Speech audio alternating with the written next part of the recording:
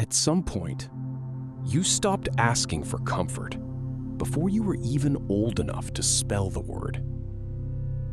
You learned how to watch the temperature of a room the way other children watched cartoons. You noticed sighs, footsteps, doors closing too hard. You learned that your feelings arrived at the wrong time. So you folded them smaller. You became easy, understanding, mature. But no child becomes mature naturally. A child becomes mature when being emotionally small feels dangerous. And somewhere deep inside you, there is still a version of you waiting to discover what would have happened if someone had simply said, "You don't have to hold everything together here." You probably became the calm one, the reasonable one, the child adults pointed at proudly because you never caused problems. But children who never cause problems are usually children who learned that problems make love disappear. So you monitored yourself constantly. Your tone, your needs, your reactions. You apologized before speaking.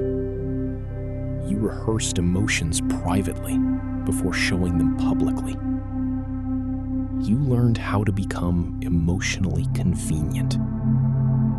And people mistook that survival skill for wisdom.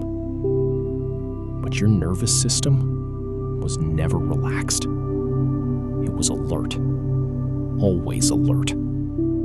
Because part of you believed affection could vanish the second you became difficult. Eventually, you stopped knowing what you actually felt. You only knew what kept other people comfortable. You became deeply skilled at predicting moods.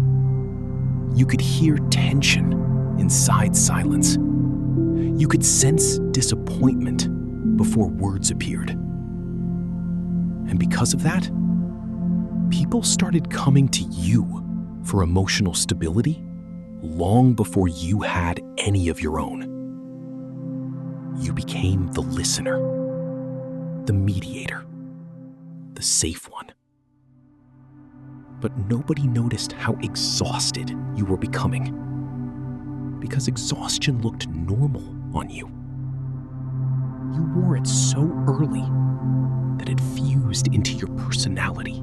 And then one day, someone called you old soul, as if your hypervigilance was something beautiful, as if your silence was wisdom instead of adaptation, as if losing parts of your childhood early made you special instead of lonely.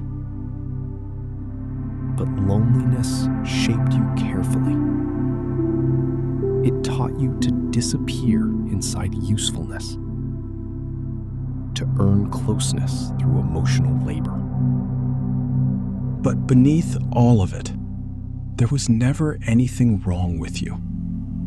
Your nervous system did exactly what it believed it had to do. It built awareness before innocence, responsibility before identity. You adapted beautifully to an environment that asked you to become emotionally older than your body. And maybe that is why being cared for still feels unfamiliar now. Why softness can feel suspicious. Why tenderness sometimes arrives with panic attached to it. Because the child inside you learned something devastating very early. Being lovable was not the same thing as being allowed to need.